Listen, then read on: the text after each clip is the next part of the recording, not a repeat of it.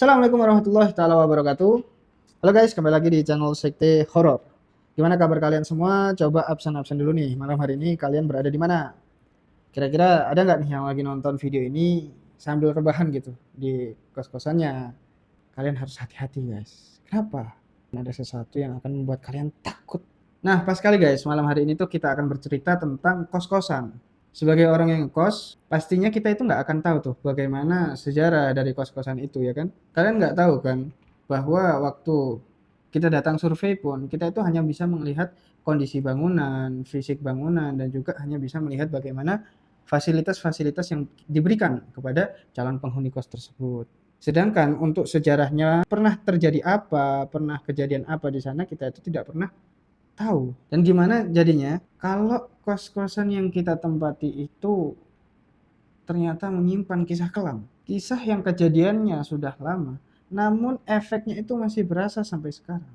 Itulah Sobat Sekti yang dialami sama orang tersebut waktu dia itu lagi merantau ke kota Surabaya. Nih, mohon maaf ya sebelumnya karena ini adalah video pertama. Jadi mungkin saya akan menceritakannya itu mungkin agak sedikit kaku sahabat-sahabat. Jadi teman-teman sambil support terus, teman-teman sambil simak terus. Mungkin kalau ada kekurangan dari saya, teman-teman bisa tinggalkan komentar di bawah agar mengevaluasi saya teman-teman ya. Niatnya orang ini itu pengen cari kerja, tapi yang dia dapat itu malah menjadi teror teman-teman. Teror mistis, ada banyak sekali hal-hal yang terjadi di kos-kosannya guys. Mulai dari suara ketawa, suara anak kecil, barang yang suka tiba-tiba hilang sendiri, suara ketukan di jendela. Bahkan sampai puncaknya adalah kisah misteri yang diungkap langsung sama bapak pemilik kosnya tersebut. Misteri apa itu? Penasaran kalian bagaimana dengan kisah selanjutnya? Tapi tanpa berlama-lama, kita akan langsung masuk saja ke ceritanya. Sekte horor.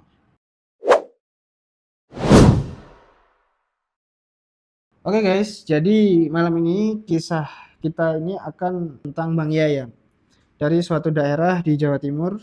Untuk Mas Yayan, terima kasih banyak ya sudah mengirimkan pengalaman-pengalamannya.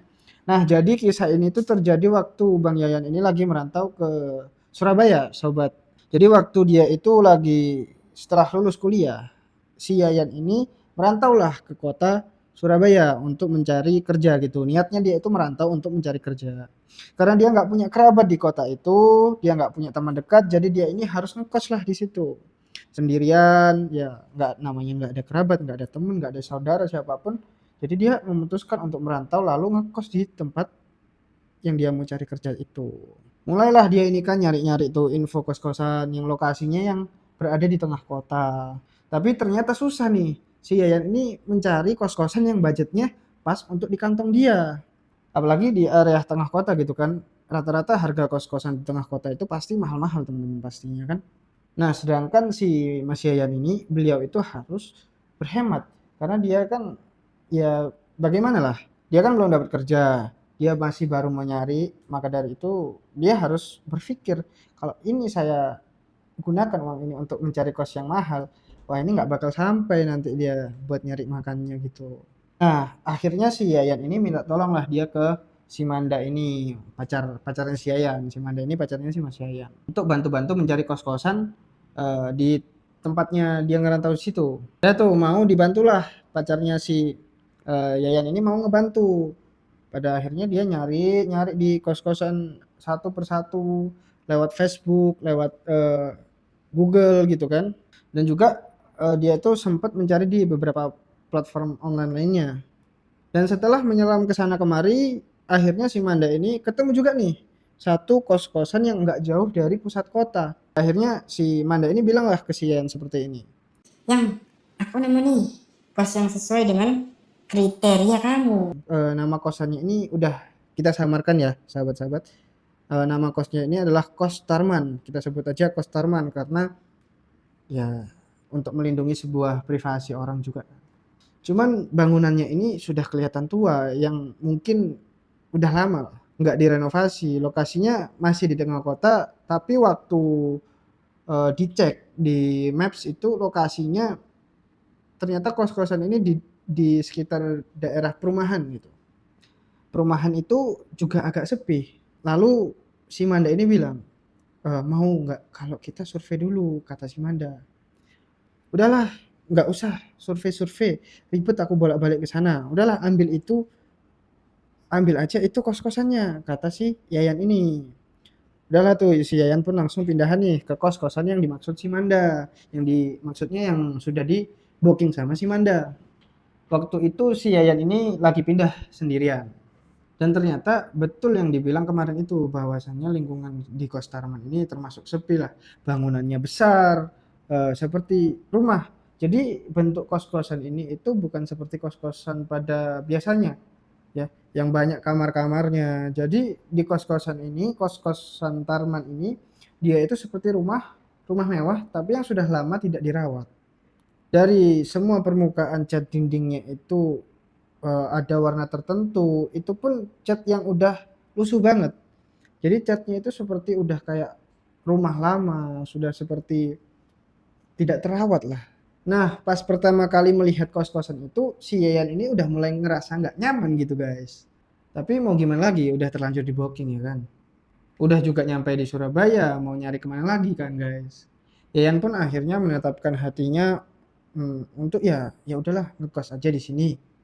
Akhirnya Yayan ngetuk pintu, lalu dibukalah pintu itu dan langsung disambut sama sepasang suami istri pemilik kos-kosan yang kita sebut saja namanya Bu Endah dan juga Pak Tarman.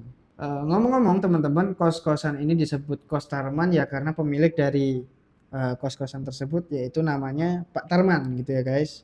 Nah, siapa tadi, Bu Endah sama Pak Tarman ini waktu itu umurnya sekitar 60 tahunan guys. Nah, dia ini poster tubuhnya Bu Endah ini cukup pendek dan dia itu jalannya itu agak bungkuk. Sekilas kelihatannya Bu Endah ini seperti kelihatan kurang sehat. Beda dengan Pak Tarman yang masih sebugar itu. Untuk ukuran orang seusianya lah, teman-teman ya, di sekitar usia 60 tahun itu. Nah, dengan ramah mereka berdua ini menyambutlah tuh kedatangan si Mas Yayan ini. Lalu mereka berdua itu bilang, "Oh, Mas Yayan ya yang mau ngekos di sini." Lah, langsung disambutlah dengan Mas Yayan, "Iya, Ibu, iya, Bapak, ini saya yang mau ngekos di sini." Langsung masuk, bilanglah itu si Pak Tarman, "Ayo, ayo, masuk Mas, masuk." Gitu bilangnya si Pak Tarman. Nah, si Mas Yayan ini langsung masuklah dia ke ruang tamu di kos-kosan Tarman ini. Nah, di situ dia itu juga melihat banyak sekali pajangan salib dan juga lukisan Yesus yang terpajang di dinding. Walaupun Yayan ini belum kenal jauh dengan Bu Endah dan juga Pak Tarman, tapi setelah dia melihat pajangan-pajangan dan dia menyimpulkan bahwasannya kalau mereka berdua adalah penganut Kristen yang taat saat ini. Sementara waktu dia, Mas Yayan ini adalah seorang Muslim dan dia juga keturunan Arab. Gitu ya guys, jadi kalian harus tahu. Nah, setelah duduk di ruang tamu itu, sempatlah bikin si Mas Yayan ini merasa agak asing. Namanya juga tempat baru, tapi untungnya sikap ramah dari Bu Endah dan juga Pak Tarman ini bikin suasana di sana itu merasa menjadi hangat. Mereka bilang, "Mas, kamar kos-kosannya di sini ada 4. Semuanya ada di lantai 2 rumah ini. Bapak sama Ibu tinggal di sini ya? Di lantai 1. Oh iya, Pak, Bu, kalau kamar kos yang keisi di sini ada berapa?" Kata si Yayan. "Kebetulan baru 1, Nak." Wah, di situ dia berpikir lah, wah berarti saya penghuni pertama di sini. Tapi karena bapak dan juga ibunya ini tinggal di lantai 1, maka si Yayan ini nggak tinggal lah di gedung itu, di kos-kosan itu sendiri. Jadi tempatnya si Yayan ini berada di lantai 2 dan juga Pak Tarman dan juga Bu Endah ini berada di lantai 1. Nah, dijawablah sama si Yayan itu, "Oh gitu Pak, baiklah. Eh, Kalau selain Pak Tarman dan juga Bu Endah, kira-kira siapa lagi yang tinggal di sini? Anak ibu atau mungkin cucu ibu ada nggak yang tinggal di sini?" Ya kan nanya kayak gitu. Terus dijawablah oleh mereka, "Oh nggak ada nak, cuman kami berdua," kata dia, kata si Ibu Endah itu. Gitu Bu. Patutlah kosan ini sepi. Ternyata yang tinggal di sini cuman berdua aja ya Bu. Bu Endah sama Pak Tarman aja kan, ketambah aku jadi 3 orang. Ya udah, semoga nanti ada juga yang kos di sini biar juga suasananya lebih jadi ramai gitu lah dalam hati si Mas Yayan ini ngomongnya. Dia ngomong seperti itu dalam hati, teman-teman. Dan pada akhirnya Pak Tarman ini nganterin lah si Mas Yayan ini ke kamarnya yang ada di lantai 2 dengan melewati tangga rumah yang lumayan sempit. Nah, dia itu seperti tangga-tangga yang dari bahan besi dan juga tangganya itu seperti berputar gitu sahabat-sahabat ya. Tangga besi yang berputar. Khas tangga-tangga seperti orang zaman dahulu. Nah, yang nganterin Mas Yayan ini cuman Pak Tarman ya guys, karena Bu Endah ini tidak bisa untuk ikut naik ke atas karena melihat kondisi bagaimana punggungnya dan juga kakinya itu sudah seperti ya orang-orang yang sudah memiliki usia yang lebih. Nah, lokasi kamarnya Mas Yayan ini ada di paling pojok lorong lantai dekat balkon, teman-teman. Sampainya si Yayan ini diantar ke kamarnya, senanglah dia karena melihat bagaimana fasilitas di kamar tersebut itu cukup lengkap. Nah, ada meja, ada lemari, dan juga ada kasur yang ada ranjangnya. Tapi di bawahnya itu ya ranjang-ranjang bolong gitu loh guys. Ranjangnya itu bawahnya itu bolong gitu. Nah, cuman minusnya di situ itu tidak ada kamar mandinya. Jadi kalau bisa kamar mandi itu mungkin kamar mandi luar lah bisa dibilangnya. Nah, Pak Tarman bilang gini, Ini ya nah, kamarnya semoga betah. Kalau ada apa-apa, jangan sungkan, panggil papa. yang ada di bawah gitu. Oh iya Pak, terima kasih ya Pak. Turunlah Pak Tarman itu. Sementara Yayan mulai memberesin barang-barangnya di barang-barang bawaannya. Nah, sejak saat itu pengalaman horor pun baru dimulai. Dan selama seminggu si Yayan ini tinggal di kos Tarman ini guys, semua kejadian, semua hal itu masih normal-normal saja. Masih aman-aman aja, tapi suasana di situ itu seperti ya memang sepi karena memang belum ada yang ngekos di situ. Dan setelah dia seminggu berada di kos itu, dan cuman dia satu-satunya orang yang ngekos di situ. Dan dia mencoba untuk menyibukkan diri lah dengan cara mencari kerjaan di sana sini. Ya karena memang tujuan utama dari si Mas Yayan ini ke sana untuk mencari kerja. Dan seiring kesibukan job hunting itu, berbagai kejanggalan di kosan itu mulai terjadi. Ini kita akan mulai dari kejanggalan yang pertama.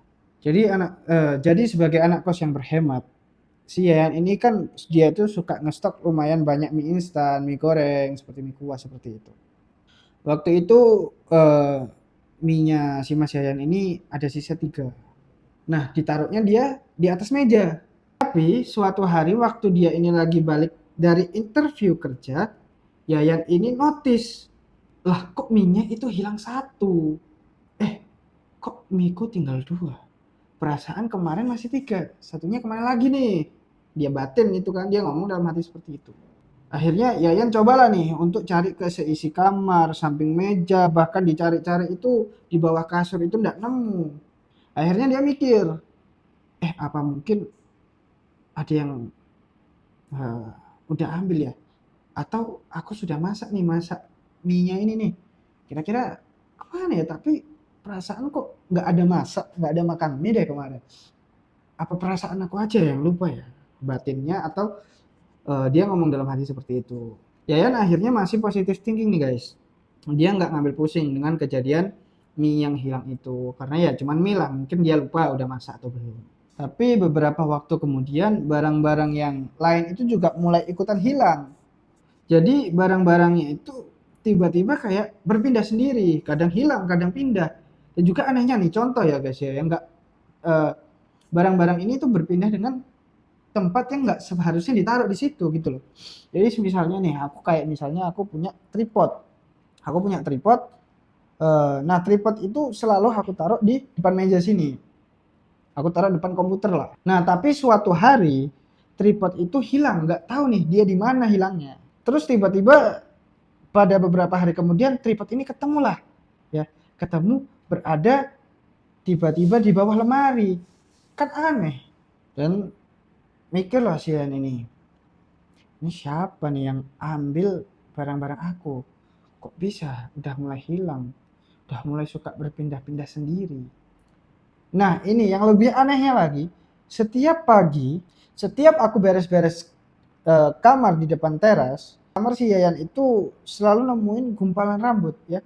Di depan kamar si Yayan ini atau di dalam, bahkan di dalam kamar si Yayan ini selalu menemukan gumpalan rambut. Nah, rambutnya ini panjang, warna coklat, dan apa ya, seperti rambut yang masih tipis gitu teman-teman. Digulung-gulung lah tuh sama si Yayan. Lah, jadi kayak bola aja tuh di depan rambut. Siapa ini gitu kan kata dia. Nih, dia itu mikir pasti ini bukan rambut aku karena ini rambut panjang dan juga berwarna kecoklatan. Dan juga menurut dia ini bukan rambut si Pak Tarman karena kan rambut Pak Tarman ini pendek seperti itu. Apa mungkin rambut Bu Endah kali ya, mikirnya si Yayan. Tapi ini rambutnya coklat. Nah, Bu Endah ini beliau itu sudah beruban semua rambutnya guys. Terus mikirnya dia ini rambut siapa dong? Dan mereka tinggal di situ cuma bertiga. Yayan ini juga sempat cerita guys soal si gumpalan rambut itu ke ibunya. Nah, di situ ibunya nyaranin si Yayan ini untuk dah kamu setel murotal Al-Quran aja nak, gitu pakai speaker. Tapi setiap kali si Yayan ini nyetel murotal di kamarnya, di waktu yang sama Bu Enda ini selalu nyetel lagu-lagu kerohanian juga lewat TV. Jadi ketika si Yayan ini nyetel murotal, si Bu Enda ini juga membarengi menyetel lagu-lagu kerohanian lewat TV-nya. Entah sengaja atau enggak, Bu Endah ini selalu tiba-tiba membesarkan volume TV tersebut. Volume lagu-lagu kerohanian itu terasa sangat kencang sekali, bahkan sampai terdengar dari lantai 1 sampai ke lantai 2. Nah, berhubung si Yayan ini sungkan kepada Bu Endah, setiap kali karena si Bu Endah ini selalu menyalakan lagu-lagu kerohanian tersebut, teman-teman. Tapi ya udahlah. Yang jelas itu dia sudah menemukan ada sesuatu yang aneh. Ada rambut yang kayaknya bukan rambut dari penghuni rumah itu. Dan kejanggalan berikutnya, suatu hari di hari Minggu Pak Tarman dan juga Bu Endah ini lagi pergi ke gereja guys. Seperti biasa suasana ini kok semakin sepi ya kan. Kok semakin kayak nggak ada kehidupan di dalam kos-kosan itu. Nah, dia ini cuman sendiri nih di kos-kosan. Nah, nggak lama setelah Pak Tarman dan juga si Bu Endah ini pergi, Yayan ini dengar kayak ada suara anak kecil yang lagi keasikan main gitu guys. Kedengarannya dari lantai 1. Suaranya jelas banget ini teman-teman. Ya, seperti kayak ada yang suara tepuk tangan, seperti ada suara ketawa-ketawa. Suara anak itu lagi berlari ke sana kemari, terdengar sampai atas. Nah, si Yayan ini berpikir lah di situ, itu mungkin suara dari cucunya Pak Tarman saja atau ada anak tetangga yang lagi naik atau lagi main di kos-kosannya Pak Tarman ini. Dia berpikir seperti itu.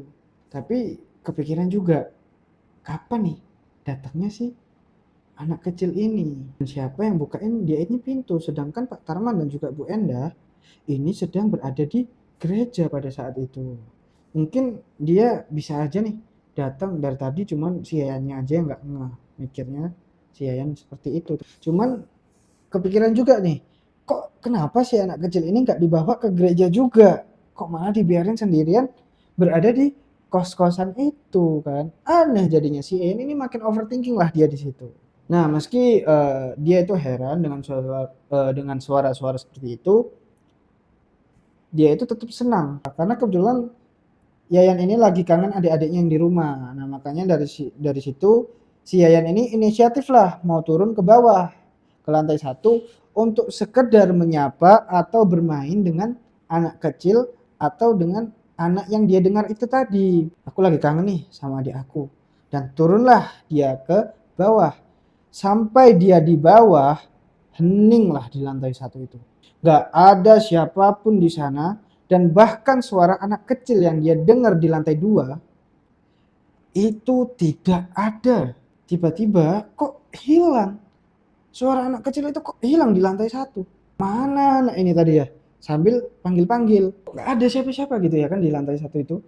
Nah, pada akhirnya dia ini cobalah menelusuri setiap ruangan-ruangan yang ada di lantai 1 itu. Nah, dia ini mulai kepikiran nyari ini. Apa jangan-jangan anak ini sembunyi ya? Dicarilah dia mengelilingi ruangan di lantai 1 itu. Setelah dia mencari, kok nggak ada nih anaknya? Mungkin dia mikirnya anak tetangga atau anak kecil yang lagi teriak-teriak di depan komplek atau lagi teriak-teriak di depan kos-kosan lagi main gitu. Terus baliklah dia ke kamarnya si Yayan ini. Selama berhari-hari kemudian si Yayan ini udah nggak pernah lagi mikirin soal kejadian aneh suara anak kecil itu sobat. Sampai pada akhirnya di salah satu momen dia ini di momen inilah yang bikin dia itu keinget sama kejadian anak kecil yang di bawah tadi. Jadi si Yayan ini kan suka hobi motret, suka hobi ngefoto-foto ya. Dan beberapa kali juga dia sudah mendapatkan seperti job freelance gitu, freelance job untuk ngefoto orang-orang yang lagi wisuda, orang-orang yang lagi nikahan, orang-orang yang ya lagi ada acara lah. Dia itu tukang fotografer. Tapi suatu hari dia ini lagi butuh uang nih, si Yayan ini lagi butuh uang. Dan si Yayan ini memutuskan untuk menjual kameranya kepada seseorang. Tapi waktu itu dia itu menjualnya nggak dengan kartu memori, jadi hanya dengan kameranya saja. Terus si Yayan ini ngasih lah bonus flash disk kepada sang pembeli tersebut. Mungkin sekitaran ukuran 8 GB lah ya teman-teman ya. 8 GB untuk ukuran flash disknya itu. Dan flash disk tersebut itu sudah dihapus seluruh data-datanya, seluruh foto-fotonya sudah diformat oleh si Yayan supaya flash disk itu kosong dan bisa digunakan dengan pembeli atau pemakai barunya. Dan biasanya flash disk itu digunakan untuk menyimpan foto-foto, video-video setelah dia habis memfoto, mempotret orang yang menyewa jasa freelance fotografernya. Tapi dia berpikir untuk apa ini flash disk ya? Karena kameranya juga sudah tidak ada, lebih baik kasih bonus lah gitu ke pembelinya. Nah, flash disknya ini sudah diformat, sudah dihapus, bisa dipastikan bahwasannya flash disk di situ itu tidak akan ada isinya lagi, pasti akan kosong. Nggak ada foto, nggak ada video. Singkat cerita, berhasillah kamera ini dijual. COD-an mereka guys, sama si pembeli.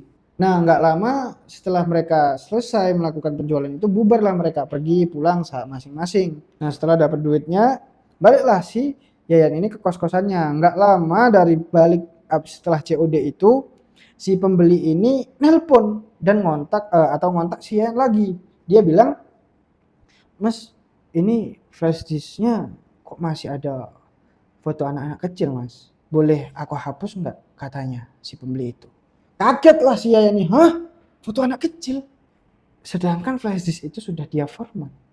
Harusnya nggak akan ada apa-apa lagi. Sudah dicek juga. Dan dia selama ini nggak pernah tuh foto wisuda anak-anak kecil. Ini nih foto anak kecil siapa nih? Terakhir kali aku pakai foto itu buat wisuda, tapi nggak ada anak kecilnya sama sekali. Toh juga habis selesai motret semua itu, langsung di backup sama dia. Kirim ke orangnya. Setelah itu langsung dihapus. Dan herannya kenapa kok tiba-tiba ada foto anak kecil di flash disknya itu. Nah, setelah di backup, kameranya ini langsung disimpan di atas lemari. Seperti biasa, kayak orang setelah kerja disimpan di atas lemari. Nah, kok bisa tiba-tiba ada foto anak kecil? Kan aneh gitu kan. Kok ada foto anak kecil ya? Kok bisa? Ngapain nih? Waktu dia lagi nyoba buat ingat-ingat, di sini Yayan pun sadar kalau waktu terakhir kali dia naruh kamera itu di atas lemari guys, lensa kamera memang ngarah ke kasur tempat tidur di kos-kosan Yayan itu. Dan waktu itu terakhir kali dia taruh kamera tersebut ya, itu di hari Minggu, waktu Pak Tarman dan juga Bu Endah lagi pergi ke gereja. Dan waktu Yayan dengar suara anak kecil itu lagi lari, apa jangan-jangan foto yang ditengok sama si pembeli itu foto anak-anak kecil? Itu berarti anak kecil itu sempat naik ke atas kamar. Kapan? Tapi si Yayan ini nggak pernah lah melihat si anak kecil itu naik. Ini beneran anak kecil apa atau hantu nih? Tapi nggak mungkin lah. Kan nggak mungkin juga hantu itu bakal memotret dirinya sendiri. Masa hantu bisa selfie, hantu bisa moto dirinya sendiri? Nggak mungkin kan ya. Nah, karena mulai ketakutan, si Yayan ini memilih untuk udahlah ya, nggak nanya lebih jauh tentang foto itu kepada si pembeli. Nah sekarang kita juga kenapa dia itu nyesel nggak meminta foto itu ya, karena kalau misalnya foto itu masih ada, kita bisa menampilkan teman-teman. Karena di titik itu memang si Yayan ini udah kepanikan dan juga udah ketakutan, dan dia itu juga nggak mau kepikiran gitu loh teman-teman. Makanya di saat itu dia itu bilang, udahlah mas nggak apa-apa, fotonya mungkin kelewat, belum aku hapus gitu katanya. Sekarang agak nyesel dia karena nggak bisa ngirim ke saya. Cuman di situ udah agak takut tuh ya kan, karena dia ini kepikiran. Ceritalah Yayan ini ke si Manda, ke pacarnya lewat telepon. Yang kayaknya ada yang aneh lah sama kos-kosan di sini tuh. Kemarin ini aku dengar ada suara anak kecil di lantai bawah, tapi waktu aku cek itu kosong. Terus waktu kameraku dijual, besoknya ternyata di flash disk yang udah aku format itu ada foto anak kecil di situ. Entah siapa anak kecil itu, kata si Yayan ini. Si Manda bilang, kenal gak kamu sama anak kecil di foto itu? Nah, si Yayan yang gak sempat melihat, aku udah langsung suruh abangnya itu untuk hapus. Hapus aja mas, aku bilang gitu katanya si Yayan ini. Hantu gak tuh, kata si Manda. Jangan-jangan itu hantu.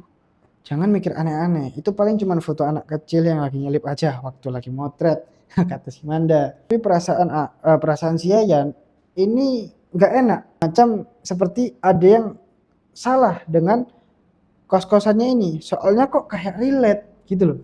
Kemarin si Yayan ini mendengar ada suara anak kecil, wujudnya tidak terlihat.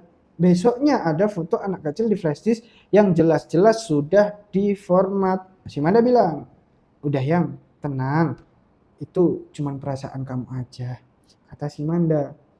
Udah tenang, jangan mikir yang aneh-aneh. Di situ Manda ini masih nggak percaya lah guys sama ceritanya si Yayan. Nah sampai akhirnya pas si Manda ini mampir ke kosnya Yayan, dia ngerasain sendiri nih ada hawa yang aneh di situ.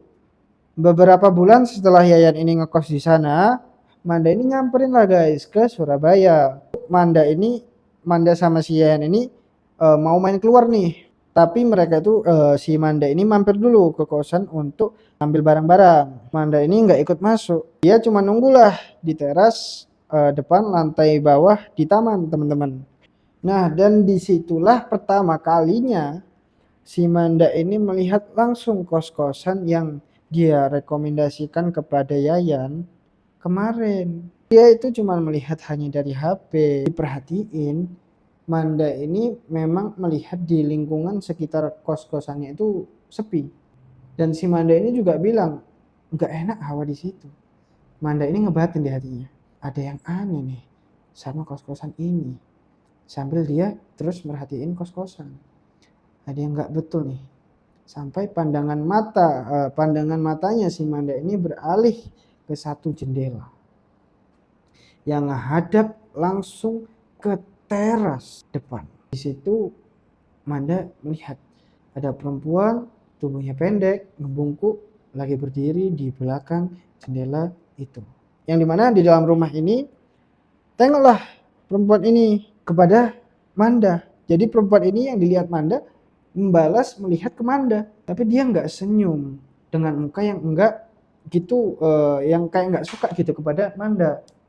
Nah, Manda ini nggak kenal siapa si perempuan ini, tapi dari ciri-cirinya dia yakin kalau Bu Endah yang ini adalah Bu Endah yang pernah diceritakan sama si Yayan. Tapi di situ Manda ini bingung, kenapa Bu Endah ini kayak nggak suka melihat si Manda. Salah apa dia batinnya kan? Apa karena si Manda ini main ke kos-kosan cowoknya? Tapi kan dia di luar, nggak ikut masuk ke dalam kamar.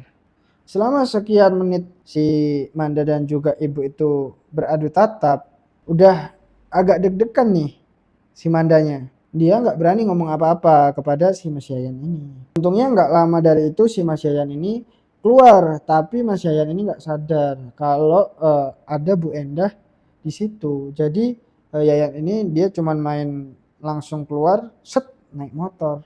Yang, yuk berangkat, kata si Yayan. Dah berangkat nih mereka. Nah, karena nggak mau bikin si Yayan ini kepikiran, Manda itu nggak cerita lah guys soal kejadian ini.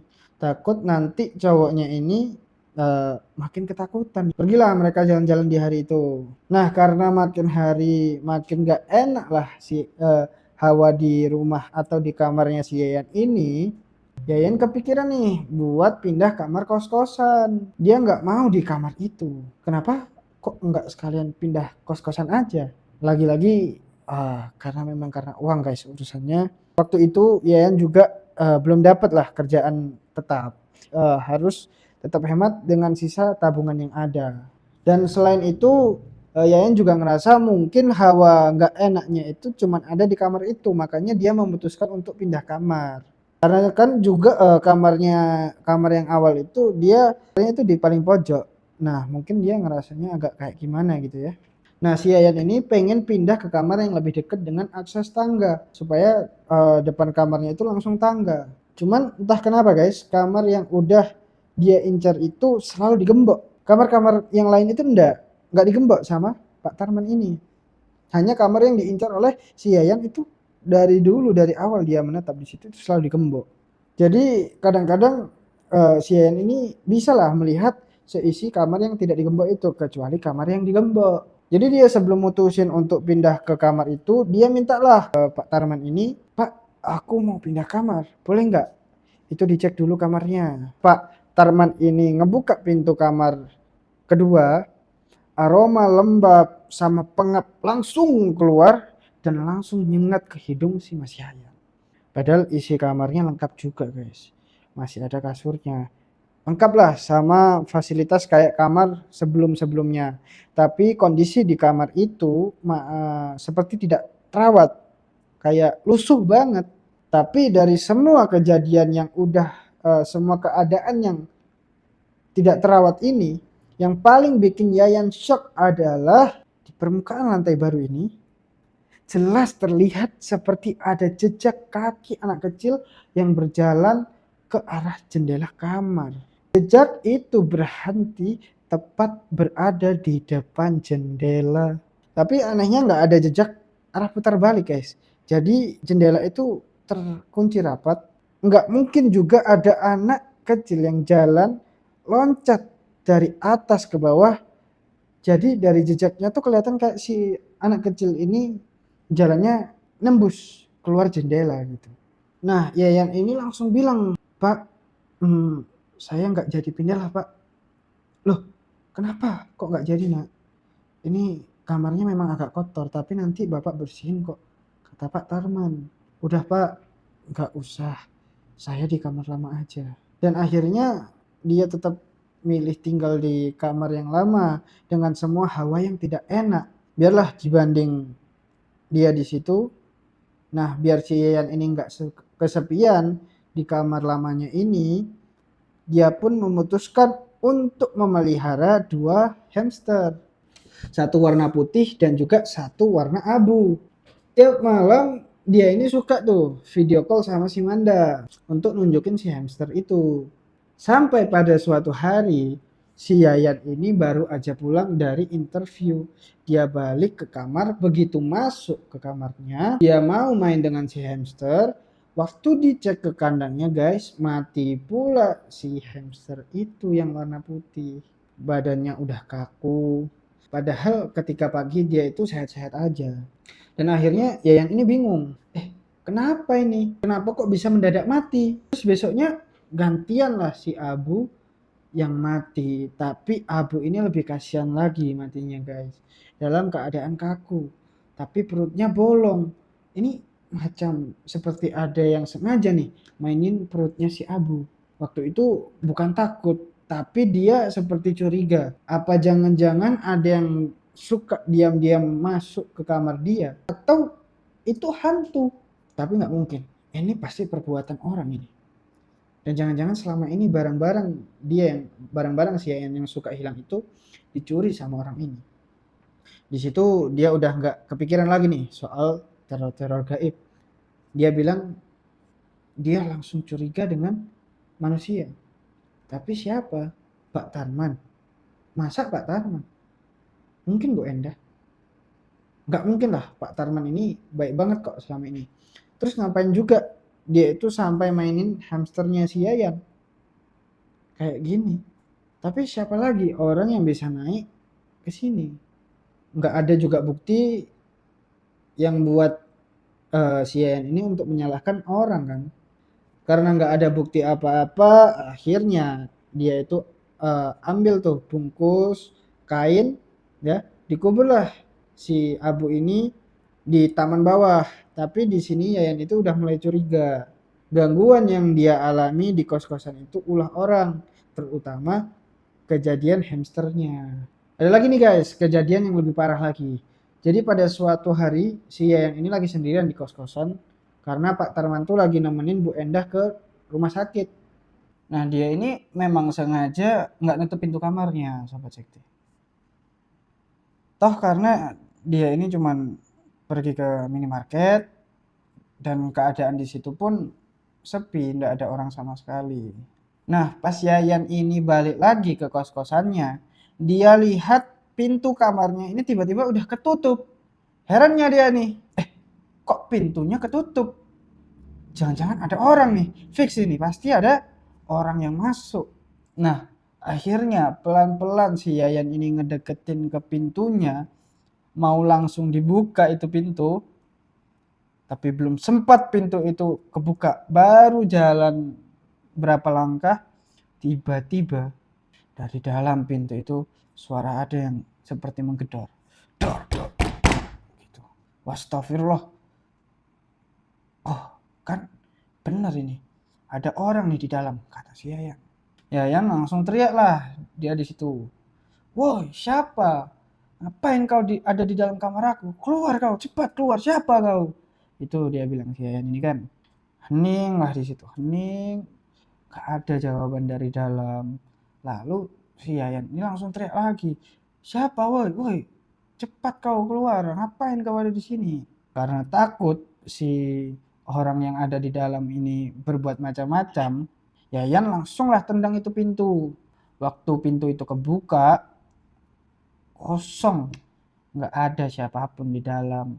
Kondisinya masih seperti semula, kamarnya nggak ada yang berantakan ataupun berserakan. Takutlah ini si Yayan. Ditutupnya itu pintu dari luar. Dan dia pun tegak itu di luar kamar itu. Tegak di luar kamar. Dan di detik itu juga si Yayan ini mendengar kalau di dalam kamar itu ada suara anak kecil yang lagi ketawa. Makin lemaslah si Yayan ini. Istighfar dia. Astagfirullah. Tuh. Nah dia ini cuma lemas nih di depan pintu. Ya Allah, kayak gimana ini? Aku masuk atau kabur katanya. Mau kabur keluar rumah itu takut ketemu yang enggak di tangga. Mau masuk dia pun kayak mendengar ada suara apa ya, teriakan atau ketawa dari anak kecil di dalam. Bingung lah si Yayan waktu itu. Tapi semakin lama dia berdiri di depan kamarnya itu, perasaan dia ini makin gak enak, teman-teman. Semakin gak tenang. Akhirnya dengan sisa-sisa keberanian si Yayan ini, dia nekat buat masuk ke dalam kamarnya.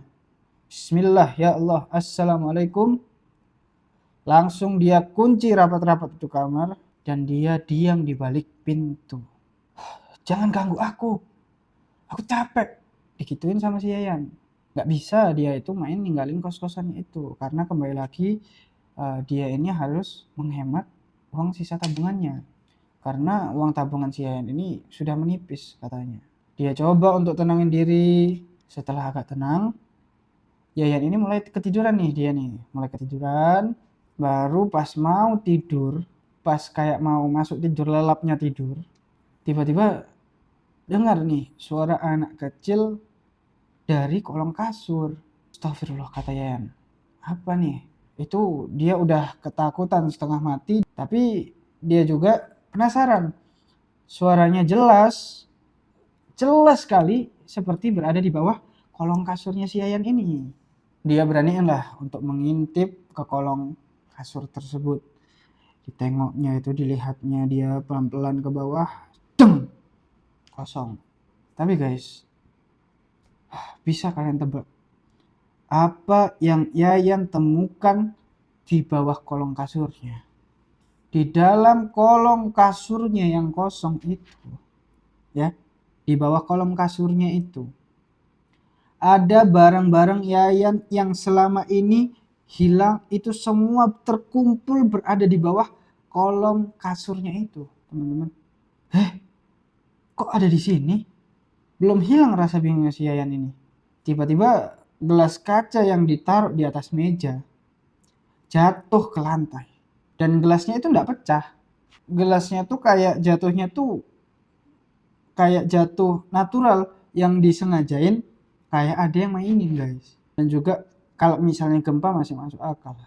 Tapi kalau nggak gempa kan nggak mungkin gelas yang diam-diam aja itu bakal jatuh. Udah nggak betul ya kan? Akhirnya Yayan ini hanya bisa terduduk di atas kasurnya dengan baca semua surat-surat yang dia hafal. Barulah di situ dia ketiduran tuh. Nah, semua kejadian itu makin bikin si Yayan ini nggak betah lah tinggal di kos itu. Tapi sayangnya dia itu belum mempunyai uang yang cukup untuk pindah kos-kosan.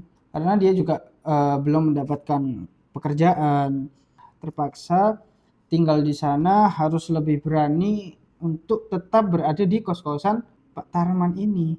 Tapi puncaknya yang membuat si Yayan ini semakin tidak betah, selang beberapa hari setelah kejadian itu tadi, suatu malam Yayan ini lagi tidur nih dia, dengan posisi tengkurap dan tangannya itu ngegantung di sisi kasur. Sebenarnya di sini dia itu udah agak pulas tidurnya. Tapi tidur dia itu keganggu karena dia merasa seperti ada sesuatu yang seperti menyentuh ujung jarinya. Awalnya dia itu nggak mau ngambil pusing lah. Ibaratnya dia udah tidur aja udah ngerasa kayak ada yang nyentuh sesuatu, dia nggak mau ambil pusing. Mungkin jari kakinya itu kesentuh barang apa, selimut atau apalah yang ada di situ. Namun tiba-tiba Yayan ini ngerasa sesuatu yang ada di ujung kakinya dia bergerak. Dia bergerak pelan-pelan ke atas. Dan itu jelas tangan anak kecil yang lagi menggenggam jari kakinya Yayan ini. Dia itu terasa seperti dingin, kaku. Bisa dibayangin kan? Bagaimana rasanya ketika ada salah satu atau sesuatu yang menyentuh anggota tubuh kita, itu rasanya dingin, rasanya kaku, dan seperti tidak ada hawa-hawa darah yang mengalir di tangannya. Bangunlah akhirnya si Yayan ini. Tapi dia nggak langsung tarik kakinya itu. Dia diam dulu. Bergerak. Dia diam, lalu bergerak lagi si tangan itu. Dia biarkan si tangan anak kecil itu ngegenggam satu persatu jari kakinya. Jadi dibiarkan gini. Sambil merasakan hawa dingin dan juga kekakuan dari tangan anak kecil itu. Asyhadu alla ilaha illallah, asyhadu anna Muhammadar Rasulullah. Semua dia baca-baca doa-doa yang dia hafal, dan itu terjadi sekian menit loh. Dan itu lama. Lepas semalaman itu nggak bisa tidur lagi. Nggak mungkin ya aku bisa tidur dalam keadaan seperti ini. Bahkan di malam-malam berikutnya makin ketakutan. Dia selama ini kan gangguannya ya cuma rasanya masih sebatas suara-suara aja, bukan ke fisik. Sejak kejadian itu juga nggak pernah dia itu berani tidur sendirian. Dia tuh selalu minta si Manda ini buat nemenin si Yayan ini, ya seperti video call, terus sleep call. Mereka ngobrol panjang lebar sampai akhirnya capek lalu ketiduran sendiri. Itu harus kayak gitu terus supaya tidak ada gangguan-gangguan yang dia rasakan oleh Yayan ini. Sampailah di suatu malam si Manda ini mau pergi liburan sama keluarganya. Nah, lokasi liburannya si Manda ini susah sinyal teman-teman. Akhirnya mau nggak mau malam itu si Yayan ini harus tidur sendiri lagi lah. Nggak ada yang nemenin, nggak bisa sleep call, nggak bisa video call. Tapi pas si Yayan ini mau tidur, tiba-tiba jendela kamarnya itu diketok. Awalnya pelan, tapi makin lama ini makin kencang suaranya. Dia berpikir seperti ini, masa Pak Tarman, tapi nggak mungkin lah, ngapain Pak Tarman malam-malam ngetok-ngetok kayak gitu kan. Biasanya juga Pak Tarman ini nggak pernah naik ke atas, sebatas biasanya dia itu suka teriak dari bawah, manggil dari bawah, dan juga jarang sekali untuk naik ke lantai 2. Itu ucapan Yayan dari dalam hati.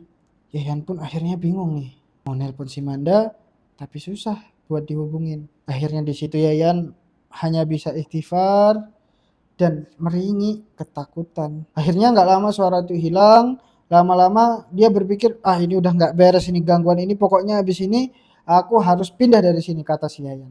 Dia udah bertekad untuk pindah dan tidak akan pernah mau tinggal di kos-kosan Pak Tarman itu lagi. Entah kebetulan apa kayak gimana ya, besoknya nih setelah kejadian malamnya diketok-ketok itu, besoknya dapat kabar bahwasannya Yayan ini diterima di kerjaan di sebuah perusahaan. Yang memang perusahaan itu pun menyediakan mes untuk para karyawannya. Jadi malam tuh dia itu mau ibaratnya ya salam perpisahan lah, say goodbye gitu. Akhirnya nggak pikir panjang, si Yayan udah nggak apa-apa sisa-sisa di kos-kosan ini biarkan aja. Nah, waktu sampai kos-kosan, Yayan ini bilanglah ke Pak Tarman, Pak, hari ini hari terakhir saya sudah keterima kerja.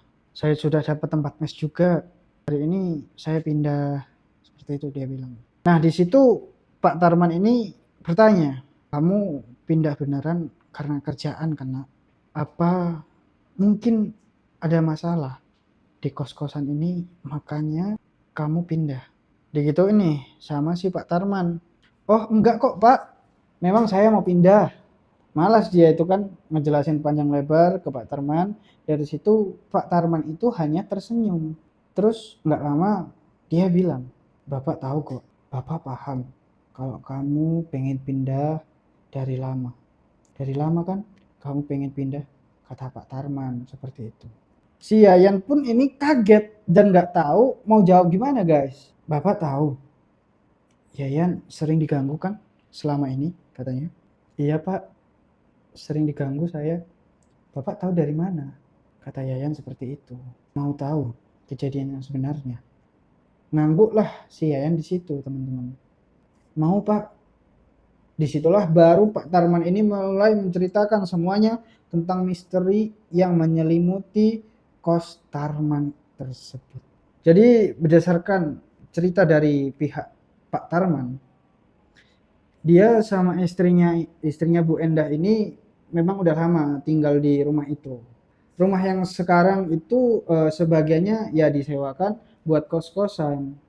Nah, dengan ukuran rumah yang cukup besar, pastinya Pak Tarman sama Bu Endah ini berharap kelak rumah itu akan ramai sama anak-anak mereka. Makanya besarlah rumah itu dia buat. Tapi sayangnya setelah bertahun-tahun mereka membina rumah tangga, belum juga dikaruniai sebuah anak. Dan pas mereka periksa ke rumah sakit, ketahuanlah kalau ternyata kondisi fisiknya Bu Endah ini tergolong yang susah hamil. Hasil pemeriksaan itu pastinya juga bikin mereka ngedrop, bikin mereka sedih. Tapi mereka nggak menyerah begitu aja. Mereka tetap nyoba berbagai cara program kehamilan. Mereka juga dari keluarga yang mampu.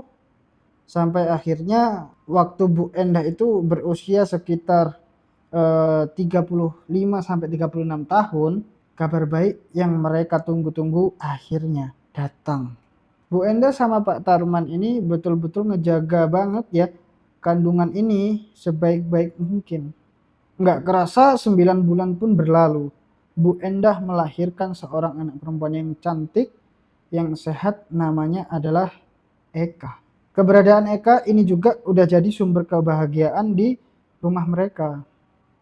Eka tumbuh menjadi anak yang menggemaskan, dia aktif, dia suka bermain, dia selalu dilimpahi kasih sayang, begitulah sama kedua orang tuanya. Sampai pada akhirnya Pak Tarman ini kan dia baru membuka usaha baru. Sebelum rumah itu dijadikan kos-kosan, ruangan itu dibuat jadi gudang penyimpanan gas LPG dan air galon. Jadi dulu lantai satu rumah ini dipakai untuk tempat tinggal sekaligus juga tempat untuk jualan. Di bagian depannya, sementara stok cadangan galon sama tabung gas ini itu ditaruh di lantai 2 karena ruangannya lebih luas dan juga lebih kosong. Kenapa ditaruh di lantai 2? Ya karena takutnya nanti si Eka ini bermain-main jadi bahaya kan guys. Sehari-hari Pak Tarman ini sama Ibu Endah ini dapat penghasilan baru dari usaha galon dan juga gas LPG-nya. Jadi bisa dibilang usaha mereka ini cukup lancar. Bahkan saat itu juga ada beberapa supplier yang mengambil di situ juga. Nah, suatu hari Pak Tarman sama Bu Endah ini lagi sibuk nih melayanin pelanggan di bawah.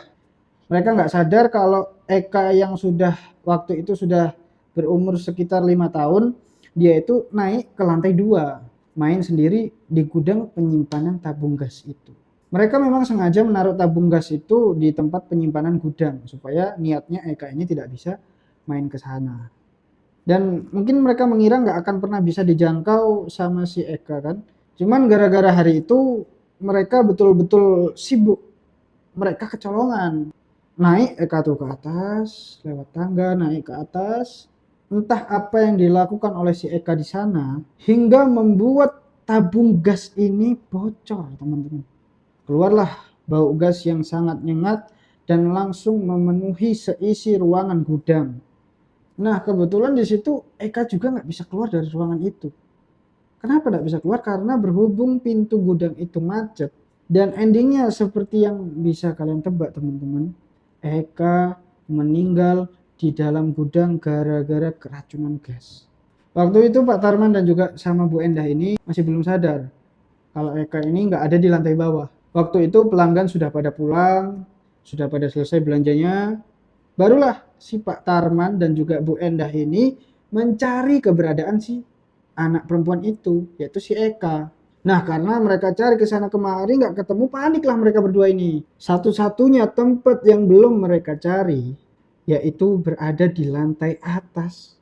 Pergilah mereka naik ke lantai atas, buka gudang. Mereka datang ke atas membuka gudang. Disitulah mereka menemukan Eka sudah terbaring lemas, tergeletak dan tak berdaya di atas lantai.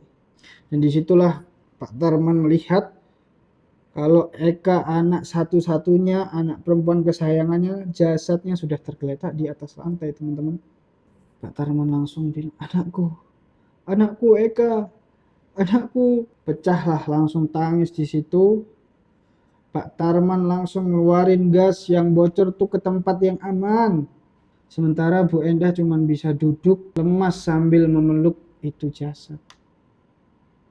Eka, kembali nak. Jangan tinggalin ibu dan bapak.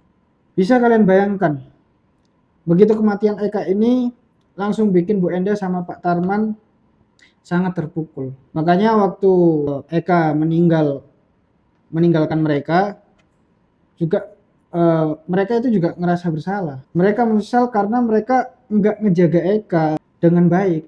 Nah, di tengah kondisi yang lagi kalut itu, Pak Tarman dan Bu Endah ini nggak bisa mikir jernih.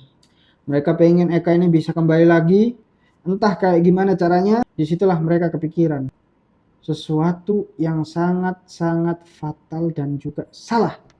Mereka mendatangi dukun untuk memanggil rohnya si Eka ini. Tadinya mereka manggil itu cuma mau bilang minta maaf.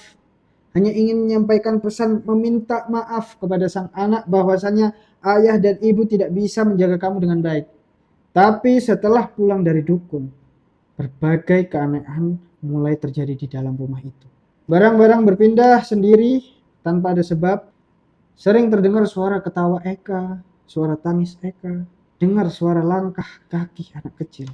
Mendengar suara anak kecil yang lagi main seperti Eka dulu waktu dia masih hidup. Nah, dilihat semua itu, Bu Endah senang. Dia bilang ke suaminya, "Pak, Eka udah pulang, Pak.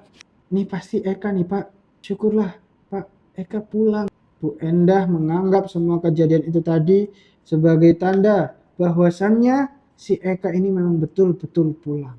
Eka, mana ya, Pak?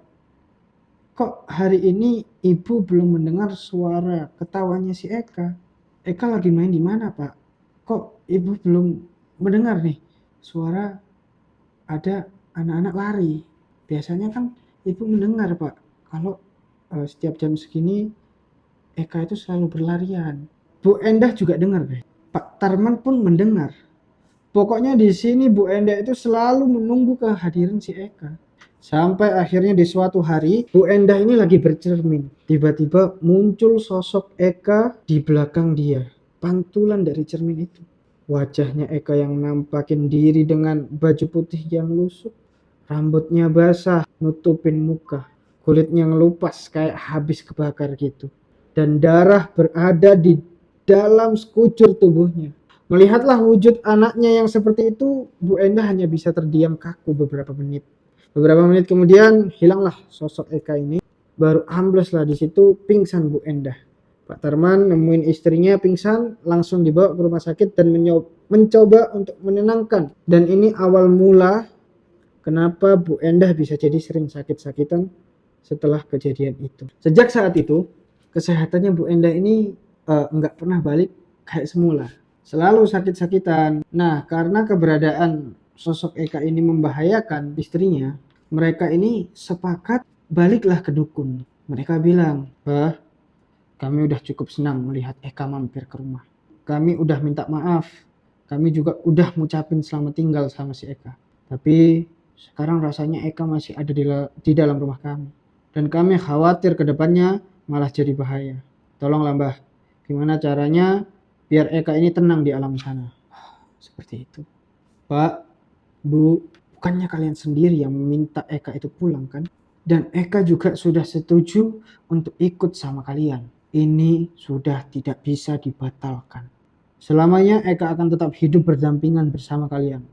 Uruslah dia dengan baik sebagaimana kalian mengurus dia semasa hidup, kata dukun tersebut. Dengan itu Pak Tarman dan juga Bu Endah hanya bisa pasrah. Mereka sadar kalau semua ini terjadi ya karena perbuatan mereka sendiri.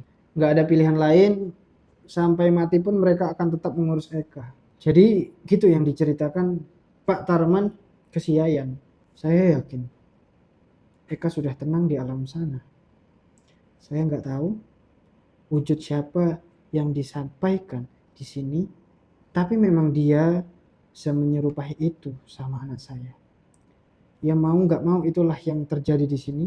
Itu kata Pak Tarman. Setelah ceritain itu Pak Tarman juga bilang lagi, "Maaf ya nak, mungkin semua gangguan yang kamu alami selama tinggal di sini kemungkinan itulah dia.